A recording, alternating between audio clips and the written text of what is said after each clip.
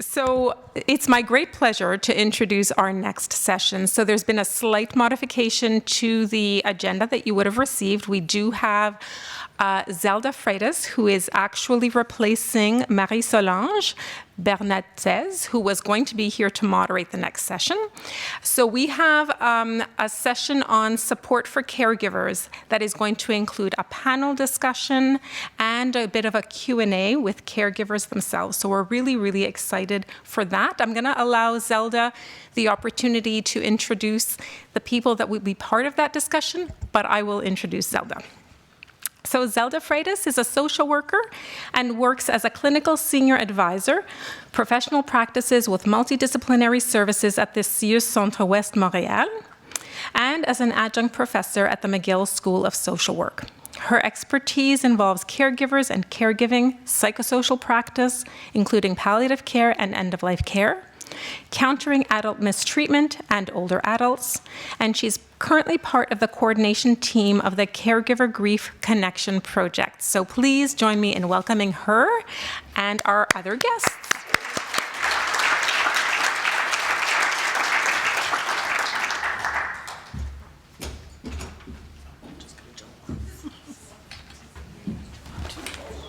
Okay.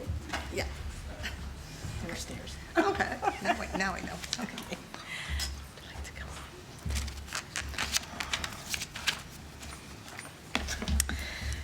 Thank you. It's a real privilege to be here today with all of you and to be moderating this panel during what is a very important week for caregivers, which is our National Caregivers Week. So I'd just like to acknowledge that we need a week in our time to really give space to families and to caregivers that provide so much of the care that people require when they are living with serious illness.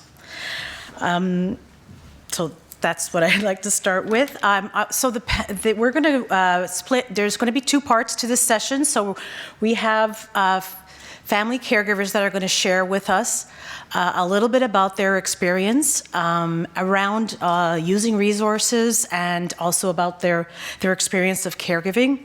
And then part two, we're going to have the privilege of hearing from some of our wonderful community organizations, and they will share some of the work that they do to support family caregivers. So I'd like to introduce you to our two, doing this on my phone, our two caregivers that we'll be sharing with you. There will be a little bit of time for questions after, so please feel free to ask some questions to the caregivers. So we first have Belle Burak with us. Belle worked as a palliative care nurse for more than 20 years at Mount Sinai Hospital, and she is now retired. When her husband was diagnosed with glioblastoma, thank you, Vincent, in November of 2020, Belle became a caregiver. She soon realized that she needed much more support in order to take care of her husband and herself. That's when Belle quickly realized the importance of community resources that were available. So welcome, Belle, and tell us a little bit about your caregiving experience. You could stay sitting or you can come to the podium. It's up to you. I'll move away.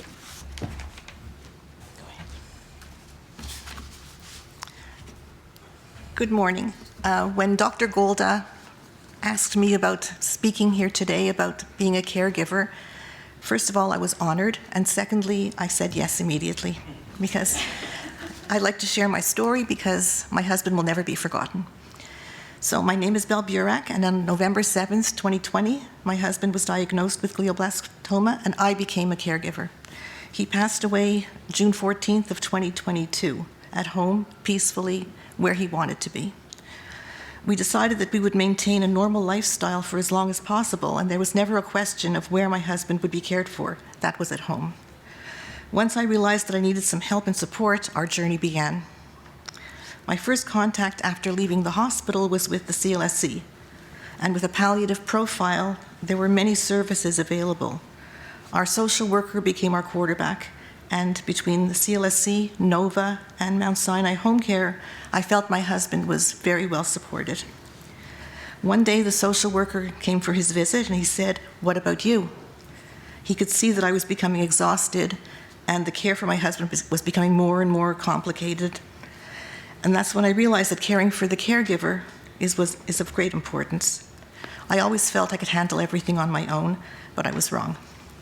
And even though there's family around to help and whatever, everyone is busy with their lives. So that's when I said, I accept whatever care you want to help me with. And my entire world was changing at that point. And that is also when we found a place that gave both of us quality of life and made all the difference in our care at home. And that was Maison Saint-Raphael. We were at the day center at least once or twice a week, and my husband absolutely loved it, and they cared for me in the most gentle and loving way possible. The services were exceptional, and the place for patients and their families made you feel like you weren't alone on this journey. And even after he died, I felt that I was not alone. They continued to care for me and give me the support that really was needed. Even though I didn't think I needed it, I needed it. Life was never the same after losing a spouse, but the care that I received really made all the difference. Because after the initial mourning period, family and friends move on, they go on with their lives, and you're left there, basically on your own. And that's when I decided that, St. Raphael is still the place for me. And one day, when I was looking through my husband's drawer, I found a big envelope that I knew he left there for me, that I would find it. And in that envelope was cards. Every card he ever gave to me, every card I ever gave to him. And I said, oh my God, what do I do with all this? And I met with the art therapist at St. Raphael, and she said to me, this is what we're going to do. I created a beautiful legacy scrapbook in memory of my husband, and really it is my pride and joy. And to be surrounded in a place like St. Raphael with people who share your grief and know exactly what is going on with you, it makes all the difference. I felt, and I still feel, that I'm being accompanied on my journey. Thank you.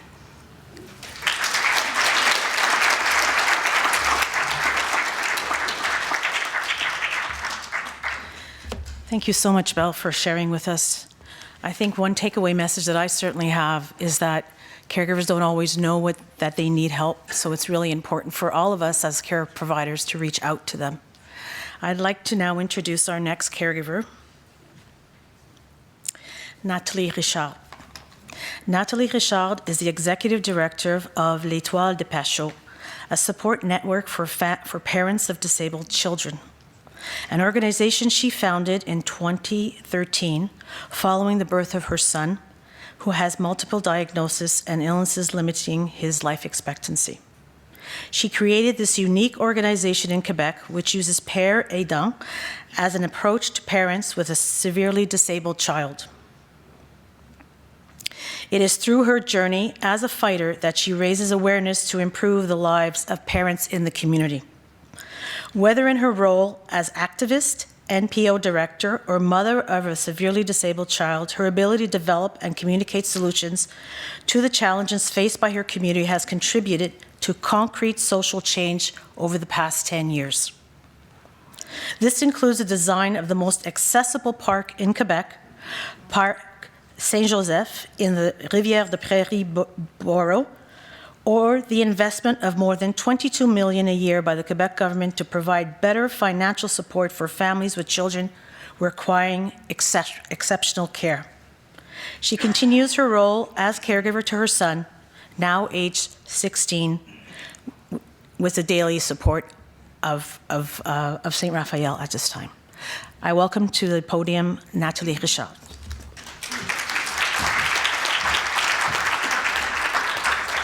Okay, so this is not intimidating at all. First, I want to mention that I'm francophone, so I'm sorry if I throw some French words in there. My English is a little bit rusty. I have to start with the conflict of interest. So I am a member of an advisory board, which is le Comité des partenaires ministériels sur la loi des personnes proches aidantes. So I'm part of that.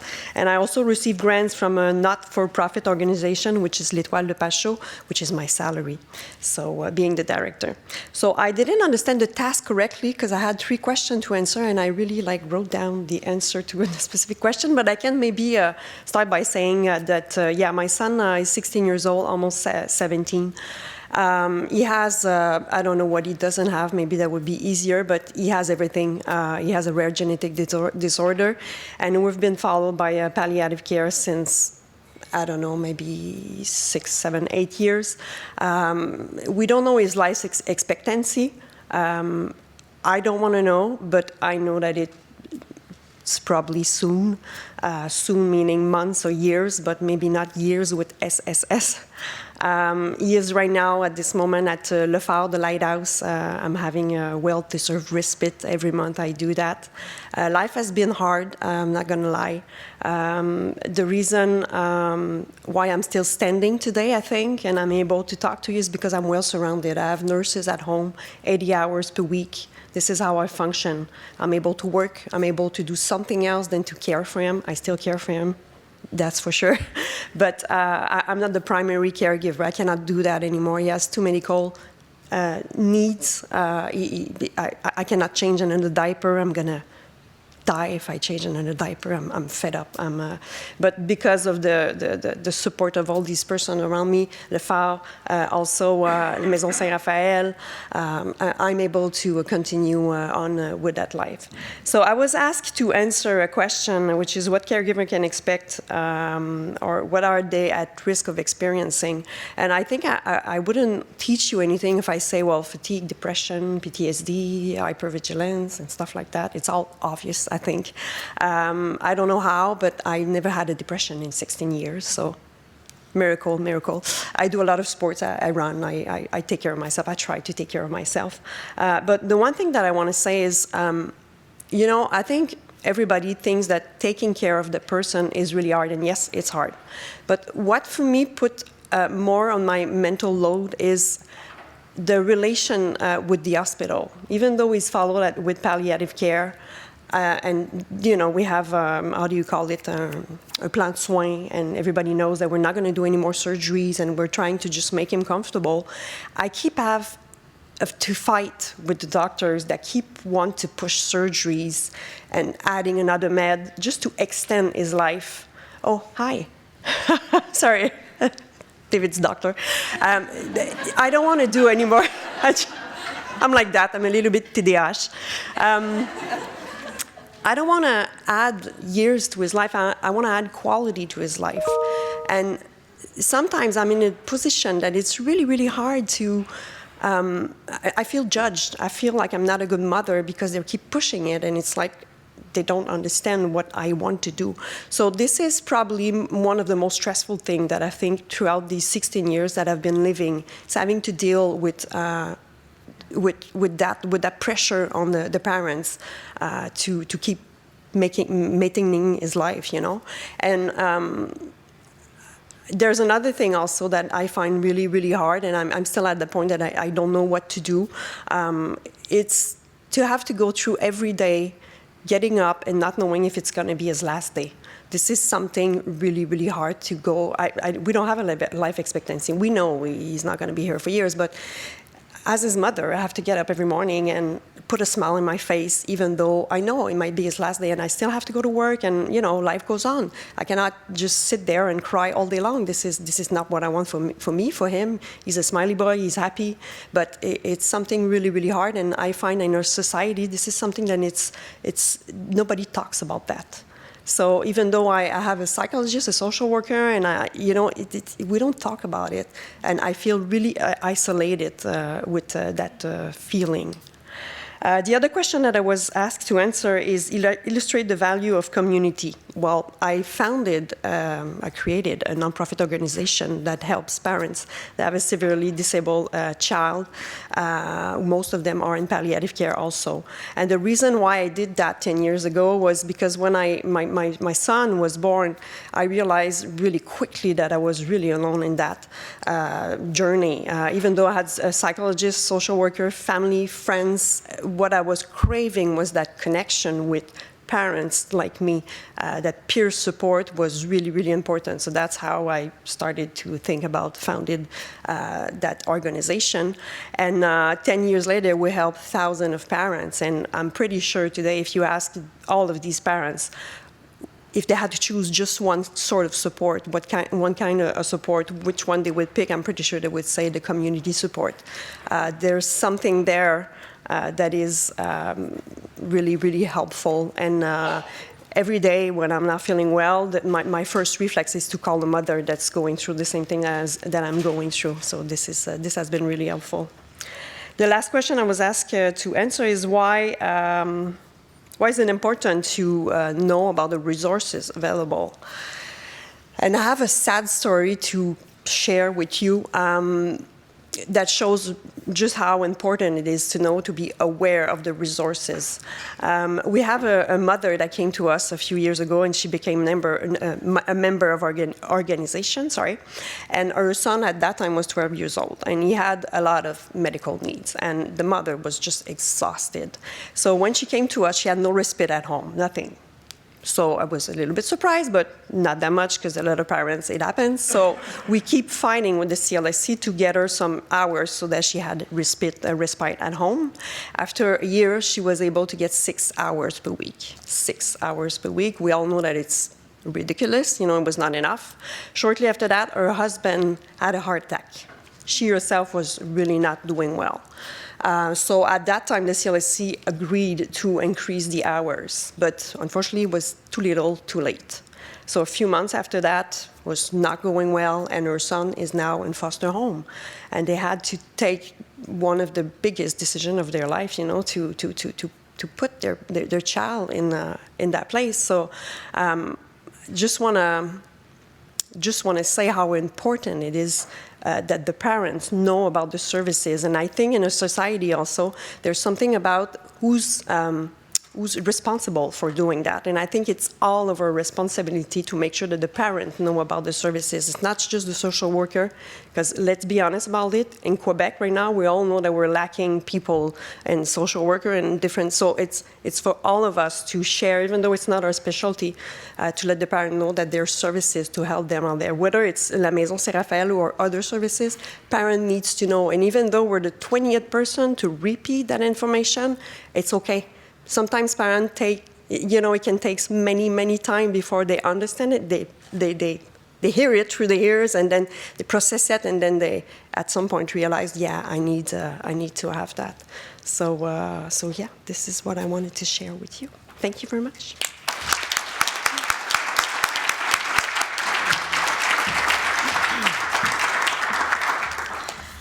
Thank you so much, Nathalie, for sharing your experience with us and your knowledge. Makes me think about what I'm taking away as well is the uncertainty that families live with every single day, and the strength and courage that you have to bring to your family and to yourself every single day. I think that's a really important message for us to take away. And I'm sorry, I think I did not introduce you properly at the beginning. I think I had mentioned that your son was at St. Raphael, but I may have misunderstood, so I'm sorry about that.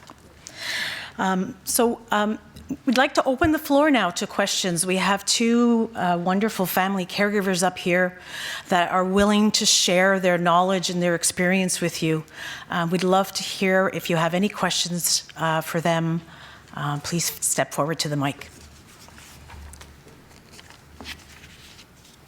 Hi, I'm Vivian. I have a question for Nathalie Richard. I don't know if you can answer this, but I'm just curious, if that family had received the funds that the foster home receives to have their child, would they have been able to manage?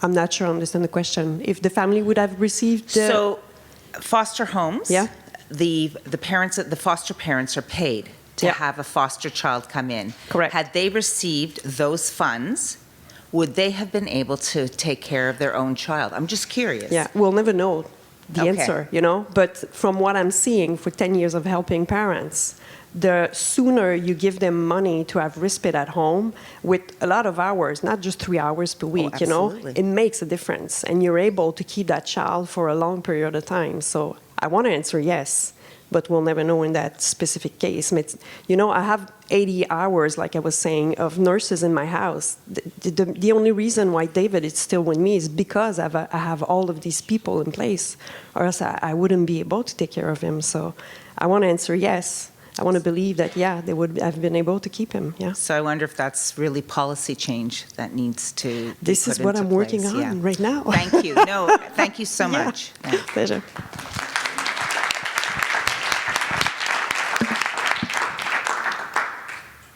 Does anyone else have a? I'd like to ask a question, actually, to both Belle and Nathalie, since I have the opportunity. I think it would be if you could just give us one thing that you would like us to take away. Healthcare providers that are working with and supporting family caregivers every day. What would that message be?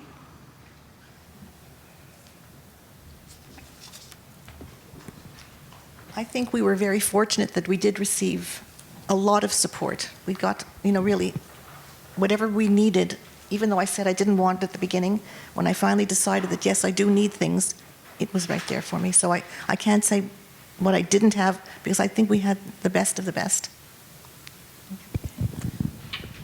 I would say I would like to have more listening. You don't have to give me, I think it was Dr. Cedars that I love his presentation. Silence goes a long way.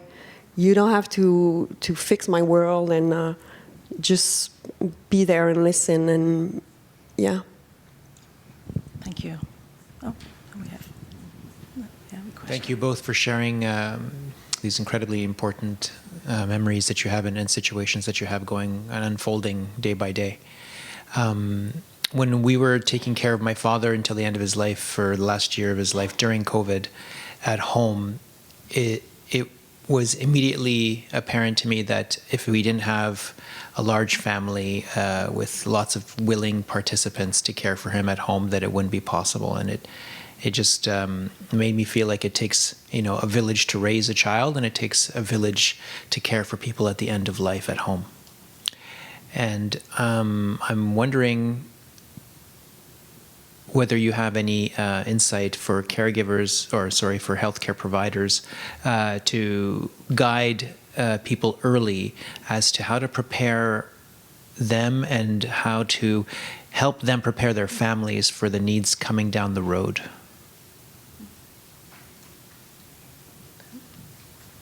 I think for myself specifically, I thought basically I could handle this on my own. I really did. It took a very wise social worker to look at me and say, you can't do this on your own. If you want your husband to remain at home, you need support. So between the help that was provided by CLSC, NOVA, and Mount Sinai, I still had to put in some private help. It was during COVID time, so it was a difficult situation no matter how we looked at it. But the choice was for us to remain at home, and we did whatever we had to do. Basically, my life was put on hold for the 18 months that I cared for him at home. I think I want to answer. I'm not sure. I would have to think about that one for quite a while. But talking to, I think it's a little bit different maybe with parents that goes through that for years, But talking to the parents, the palliative word with kids is not used at all. We're seeing something changing, I find personally, in 16 years, I can see that it's changing, but it's been like a few years that we're hearing it more. So a lot of parents comes to us and they don't realize like, oh, my kid is in palliative care. Yeah, yes, she is. So I think we need to talk more about it. They need to be aware, even though if it's confronting, you don't want to tell that a parent, but at the same time, they need to know.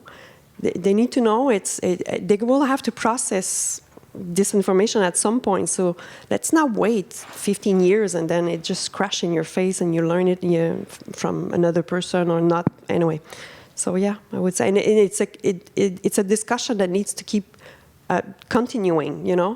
It's not because you mentioned it one time that it's over and we'll close the door on that. It needs to continue. We need to keep approaching the parent and making sure that how are you doing with this and where are you with that, and yeah. So if I may, I'm going to share with you a question that we got through the chat. So the first actually isn't a question. We have a comment.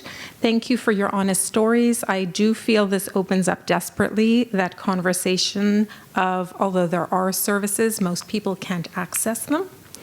And then we have a question for Nathalie. How did you come to a place of acceptance that you could allow someone else to be your son's primary caregiver? Hello. This one is easy for me. I don't know. It was really easy for me. I know I see a lot of parents struggling with that. I was so exhausted after 1 year. You know, the first year we were living basically at the hospital. It was not even an option. I mean, I needed help. So we were with Nova actually in the beginning, the first 5 years. They came to my house, I don't know, maybe 20, 30 hours per week. And it was something easy for me to trust. I realized really early that I couldn't do this on my own. I needed people, and I met so many amazing person. And my son deserves to be loved, not just by me, his mother, but by whoever wants to take care of him. And I can see how it added to our life. So yeah, I don't know. It was really easy for me, and I'm happy that my head is made that way, I guess. Yeah.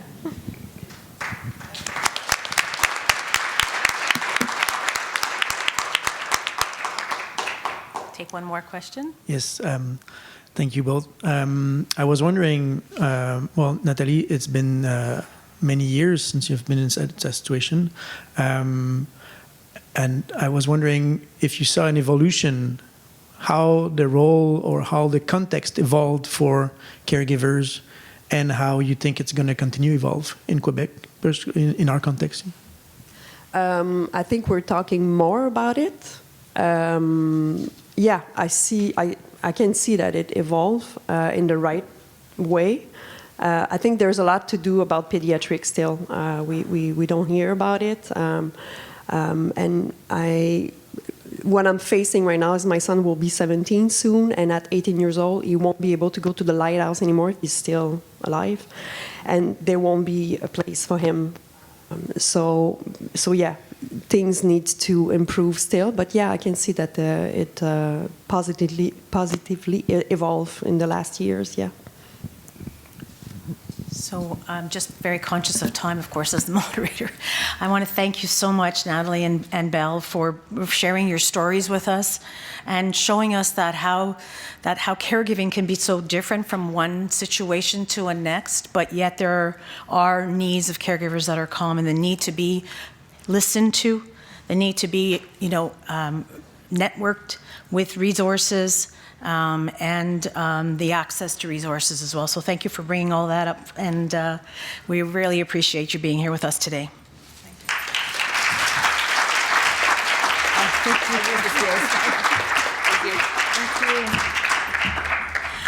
I would like to now call up some of our community organizations. So I'd like to call up Hope and Cope, Compassionate Community Experience at the Teresa Deller Residence, Nav-Care, the representative, Council on Palliative Care, Cedars, CanSupport.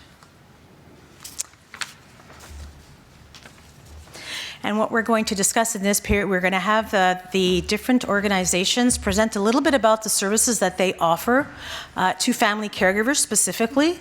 And then we'll have some time for questions and answers. We really want to hear from you about how you've been able to successfully provide support to family caregivers, and if you have any tips for anyone else that's interested in developing services or how to best support family caregivers in the community. I'll let Suzanne introduce herself, and then I'll have the others as well. And do you have slides? Yep. Sorry, I'm a little slow with the slides. I didn't realize I had slides. There you go. No, you go up, Suzanne. I'll get out of your way. Hello, everyone. I'm Suzanne O'Brien, a social worker by background, not from McGill, as everybody else seems to be. My degree is from Australia, Melbourne, Australia. So I'm a social worker by background. I'm currently the chair of the board of Hope and Cope. I was its executive director for over 22 years, and and I'd just love to tell you a little bit about our model and how it might be helpful to those in the room, in this space, and online. So at a glance, we're a non-profit. We were founded in 1981, 100% funded by the community. We're affiliated with the Jewish here in Montreal. Our big secret, I think, what made us different back in 1981 and still makes us different is that we are a peer-based model of support, professionally guided but peer-based. Strong believers in the wisdom of the lived experience as something that guides all of our programs and services. We have 12 staff, over 350 cancer-experienced volunteers that we use in many ways as peer mentors. They lead our support groups. They do many of the services in the clinics at the hospital for hospital support, in palliative care, and at our Hope and Cope Wellness Centre. We're a member of the McGill Council on Palliative Care. We started a freestanding wellness centre in 2007 based on listening to our people. And if one of the big tips I would give to anybody working in the community space is listen. Have conversations with those that you are trying to help. And when there was this move to cancer survivorship, we got to a point where people didn't want to just survive, they wanted to thrive. And so the whole wellness component came in, and we opened a wellness centre. We wanted people not just to survive and thrive, but we wanted to help them when they didn't also. And so we started developing programs for every stage of cancer, in person and now increasingly hybrid. We have a strong research core. We started with two of our donor friends, Christine and Herschel Victor, the Victor Hope and Cope Chair in Psychosocial Oncology. We have a strong research base, and you heard from one of my colleagues, Rivka Hanfling, before. And we provide a lot of academic stages in social work, physiotherapy, kinesiology, and we have medical and nursing students seeking community experience. I love this quote from The Lancet that came out last year, and when it just says, in today's world, death, dying and grieving have become unbalanced. Formal health systems are the context in which many people die. The experience of death is often orchestrated by professionals and guided by protocols which can marginalise families and communities and undermine their unique and important support roles. And I think at Hope and Cope, we try to restore that balance a little. During the pandemic, I've run for many years, over 20 years, I've run a metastatic support group for women with breast cancer, metastatic breast cancer. And during the pandemic, one of my participants sent me this.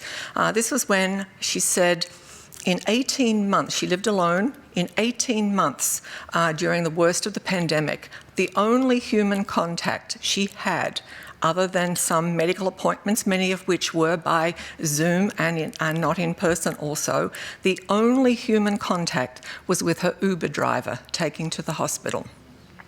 And she missed the support group, and she sent me this, which kind of became a group mascot image. "I'm afraid," said Rabbit. "What are you afraid of?" asked Bear. "I don't know," replied Rabbit. "I just am."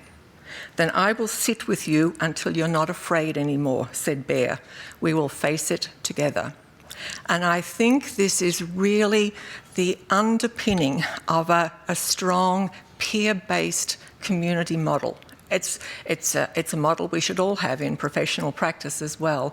But I think what volunteers and peer mentors do is sit in silence and sit in accompaniment with our patients and our caregivers and understand how we can best meet their needs. So we do provide oncology support, palliative care support. We bring our pets in. Many of our volunteers trained their pets as actual therapy pets to meet the needs of our inpatient experience and to follow up with the families afterwards. We started this wellness centre in 2007, which quickly became our clubhouse. Although we have multiple offices in the hospital, this is really the clubhouse. It's a lovely restored home, very homey, very healing, an oasis of support. And we do many, many things there that one might expect in a community support program. But patients and caregivers, and we started more on a patient sort of support model when we first started in 1981. But increasingly over the years, the needs of the caregivers and how we can best meet their needs have become more prominent, especially because what we're finding, and almost counterintuitively, the people who come to the wellness centre are not your active surviving people. They're people who haven't been able to leave cancer land. They're living with advanced illness, they're living with metastases, and they're living with symptoms from many years of treatment. And so they come to the wellness centre with themselves and with their carers for support and coping strategies. And there's just a broad listing of many of the things we do. One of the things we do have is a compassionate fund and a meal program. And I think this is something many community organisations can do. If they can gather compassionate funding from their donors to help people in a time of crisis. And we have a volunteer meal program, homemade meals for after treatment. We can get them to you frozen in the hospital. We have volunteers who deliver. And we have followed with our meal program. Nothing is nicer than a home-cooked meal made with love, and we deliver it to grieving families as well, when the capacity to maybe put a meal on the table is a little diminished by life circumstances. Few photos. A photo speaks 1,000 words. We teach nutrition. We even teach for caregivers how to cook with Ensure and make swallowing recipes more simple. So we do that in person and online. We have a lovely garden at the Wellness Centre. We do Reiki, Tai Chi, yoga, many things outside in our garden space. We have stretch and tone classes, dance classes, just coffee classes. Everybody likes a good cup of coffee, and we make a damn good cup of coffee at the Wellness Centre.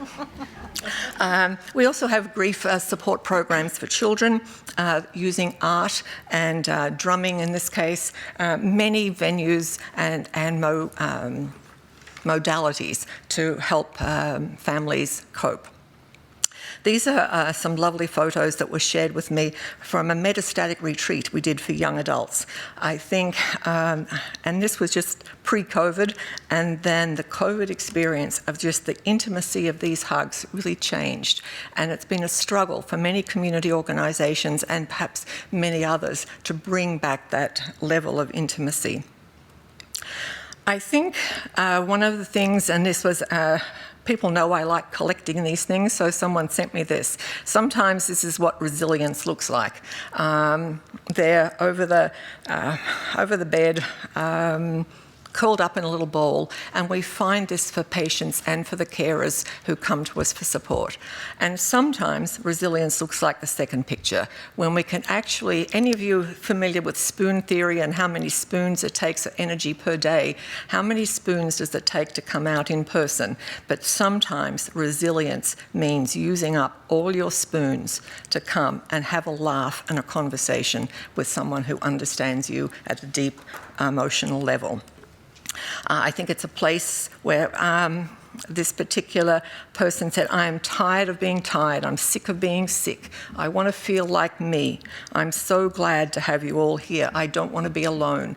These were the sort of comments that come from our carers groups as well as from our patient groups. And when we listen to those conversations and have that, what is that one-on-one, what is that group, what is that community resource we can share with you to make this a little less. This is my final couple of slides. I think I grew up, or I raised my children with Sesame Street, and today is brought to you by the number 3 and the letter C. And I was playing this game with our young adult group that had carers and patients. So we played with the idea of C, and they all called our wellness centre the clubhouse. So if Hope and Cope is a club, what are the outcomes we want? And this is a co-created charter from our carers and from our patients. Hope and Cope is a club.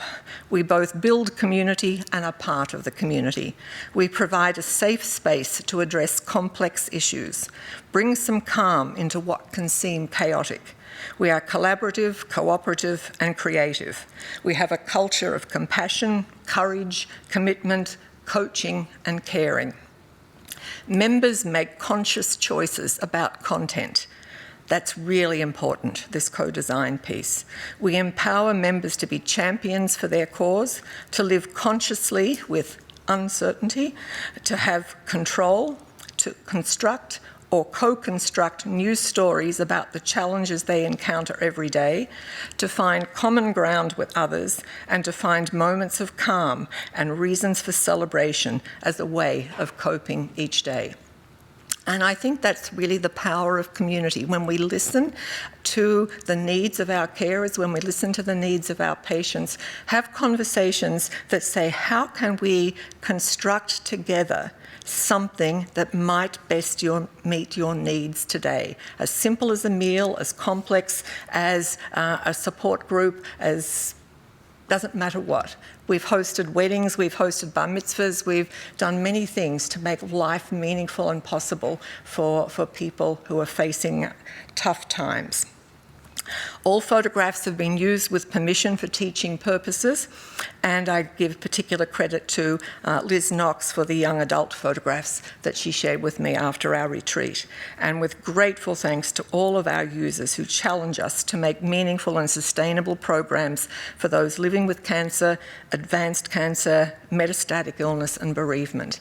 And in our bereavement program, we have multiple choices. Again, it's based on a peer model. We do match people who have lived loss.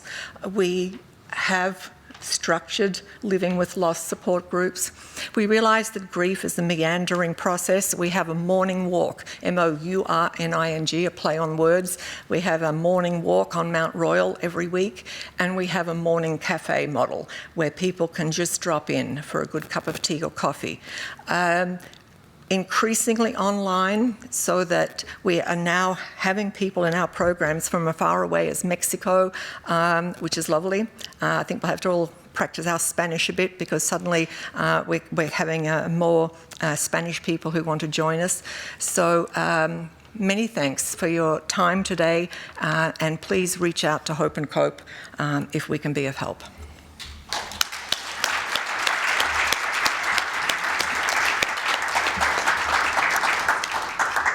We are running a little bit behind schedule, but please bear with us, because we have two other community organizations that are dying to come up to the mic and tell us all about their great programs.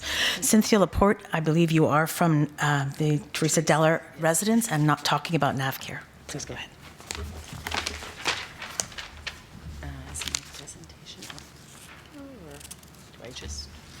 I believe it's the next one. Oh, there it is. Okay, thank you. Okay. Hi, everybody. Thank you for being here, and I'm really glad to have been invited to talk to you about one of the programs that we do at Teresa Deller Palliative Care Residence in Kirkland. This program is called Nav-Care, and it's actually part of a compassionate community model that we do. It's one of the programs that we do in our compassionate community model. So I'm just...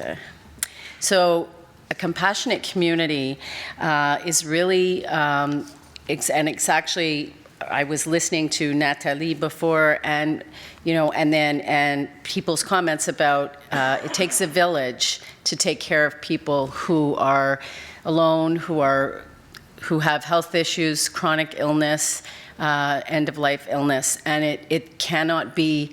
It cannot just be our healthcare workers. It has to be us. It has to be the citizens.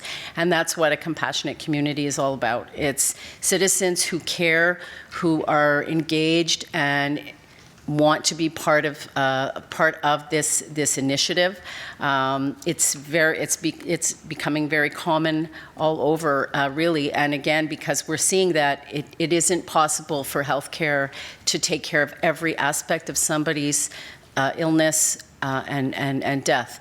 And I think sometimes it's not always. It's good to have the mix. It's good to have healthcare workers around you. It's also good to have your friends and to have other resources around you and other people around you. So compassionate community is all about that. And Nav-Care is one of the programs that we offer in our compassionate community model. So living in a community that cares for each other makes us happier, keeps us connected, and helps us find meaning in life. And Nav-Care, by the way, I'll just mention quickly, was created in Western Canada, in BC, by two very amazing doctors from the University of BC. And it was created about 12 years ago, and we started implementing it in November of 2021. So Nav-Care is a community-based, family-centric service that supports seniors living at home who have a chronic illness, a declining health, or those who are experiencing caregiver fatigue. And I can tell you that almost half of the clients that I serve are caregivers to a loved one, a spouse or a father or a mother. And the goals of Nav-Care, and really the name Nav-Care comes from navigation and care. So Nav-Care is improving quality of life of seniors based on assessing what their needs are, connecting them to the community, helping them to access the services that they need, and resourcing, finding the services, finding the right services. Sometimes it takes a bit of looking, it takes a bit of ingenuity to find the right services for somebody's unique problem or unique issue. And of course, having seniors actively engage as much as possible in the community. For us, we serve seniors living with a chronic or end-of-life illness, or those experiencing caregiver fatigue, mobility or sensory issues, difficulty making decisions, difficulty accessing resources, increased disengagement, loneliness, isolation, depression, recent loss and bereavement, and in general, those who express a need for support. And the navigator role, so our volunteers that are part of our program, their role is really to develop relationships with our clients who live in the community and just share with them, meet with them, spend a bit of time with them. But most importantly, our volunteers are specially trained, intensely trained in fact, for navigating the resources and services that are available to us in our region of West Island, because we're part of the West Island. And this is key. This is what I find very unique about our service, is that they're trained to be experts in what's available. And as was mentioned before, it's really awful when people don't know the services that are available to them in their own community. And there's a lot. We have a lot of services. So being able to connect these volunteers with someone who really who could benefit so much from various services or one service, it will improve their quality of life. But they don't know what's out there. And that's really the key to Nav-Care. And of course, providing a break for caregivers, being there to talk to them, being there to support them and listen to them. And sometimes having those difficult conversations or helping them to have those difficult conversations when those times come, because as we all know, that can be really hard for families and for those that are ill. And the steps, I'll go through this quickly because I know we're short on time, but as I had mentioned, our volunteers are very well trained. They apply online. They are met for an interview. We require references from them. They need to do, of course, a full police check, complete a confidentiality agreement, and they are committing to 1 year for about it could be 30 minutes up to 2 hours per week to visit with their match client. They're also, their training includes the completion of our Palliative Care Residence Training, which is a 6-module as well as in-person training, as well as the Nav-Care training, which is a 5-module training, as well as the workshop that we do. And we also give them monthly support. So we have monthly support groups that is run by myself and 2 of my colleagues, one of whom is here with their expertise in psychosocial support, which really is important for the volunteers. And so they're really prepared and ready to go out into the community to help their people, their clients. And how do we implement it? We do it one step at a time. We've been growing it and growing it. So communication and community network development is super important.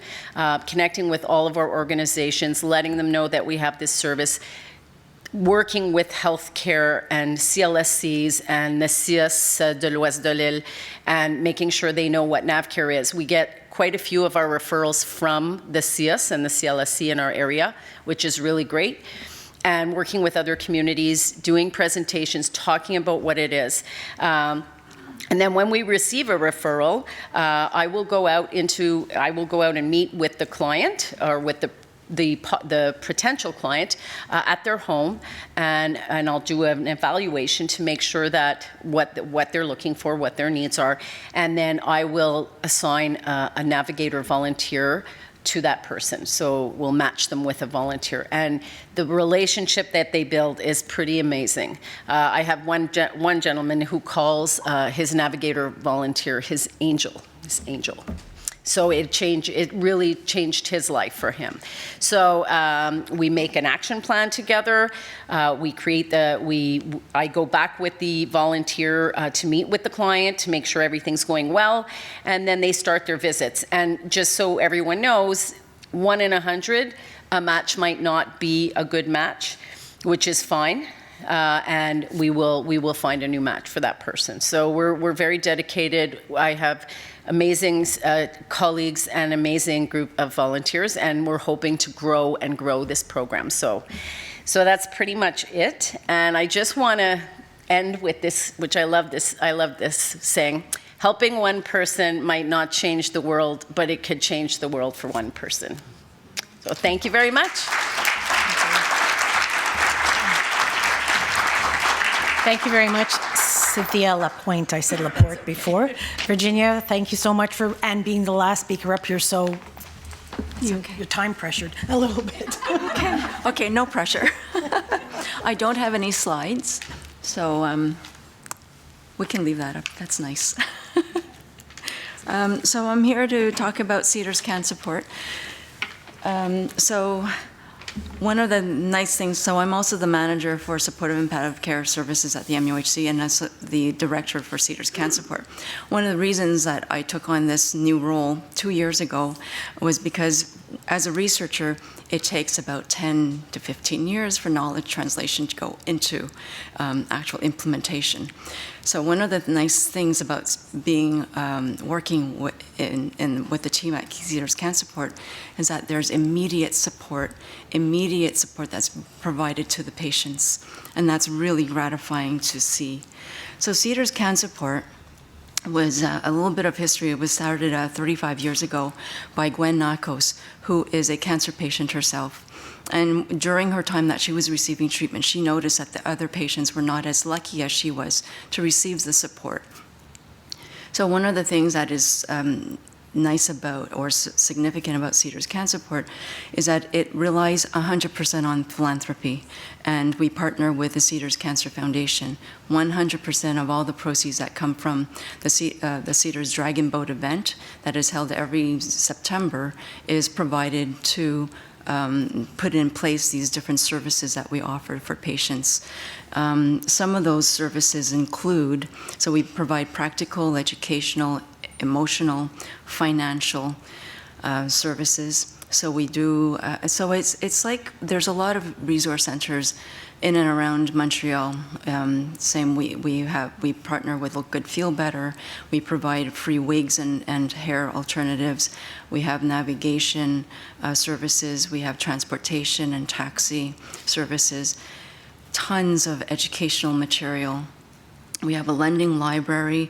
We provide public lectures in a hybrid format post-COVID, where we partner with our clinicians in the healthcare setting to provide information about medical and social issues that patients will need to know as they learn to live with a diagnosis of cancer, and also at the end of cancer diagnosis. There's emotional support. We partner with the psychosocial oncology program.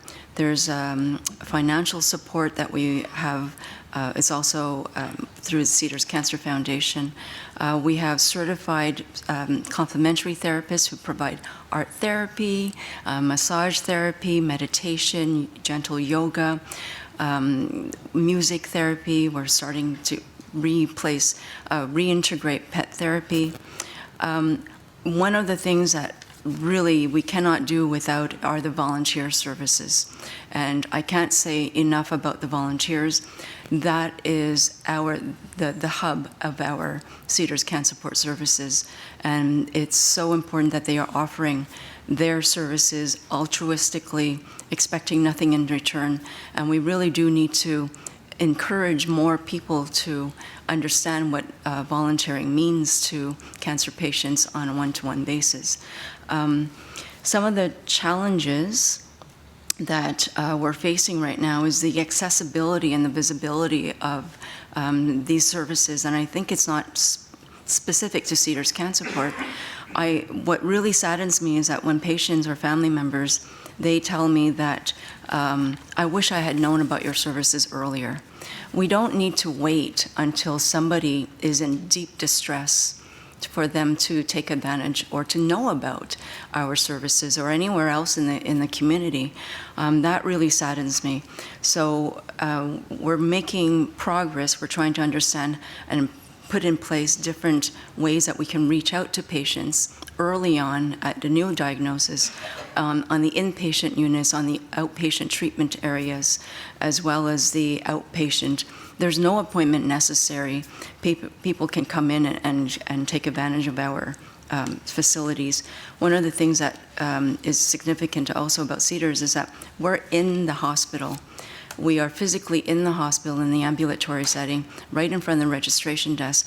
But then I also hear from some patients that they think that it's by appointment, the resident to come in and to explore. And one of the things that I talked about this morning is that we want to enlarge in that third space, that healing space. This is what we want to be able to communicate to patients, that they can come into these resource centers just to explore, be curious, and that curiosity will lead to other avenues for healing. Data collection, I think, is really important. It started off as a grounds roots from a cancer patient, but what we really need to know now is how beneficial these resource facilities, resource centers are for patients, and we need to really collect the data to understand who we're servicing, how representative are we when we're servicing patients. Are we missing a marginalized population? But we won't know that unless we start taking some notes and collecting the data to help inform who are we servicing and what are those gaps in those services. But I know my time is short, but anyway, I'm available if we can talk a little bit more about that. But we also have a table outside to talk more about that if you have any more questions.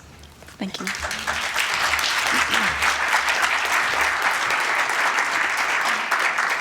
Thank you so much. I'm so sorry for being the moderator of time. Just really quickly, very, very quickly, there's tables out there, there's information booths. We don't really have time for questions because I think everyone is pretty hungry at this point, but please reach out to these wonderful people that are providing excellent services out there and pick up some of the information that they have. And if there is questions, approach them. I'm sure they're very approachable and you can ask them some questions during lunch. Thank you to all of you.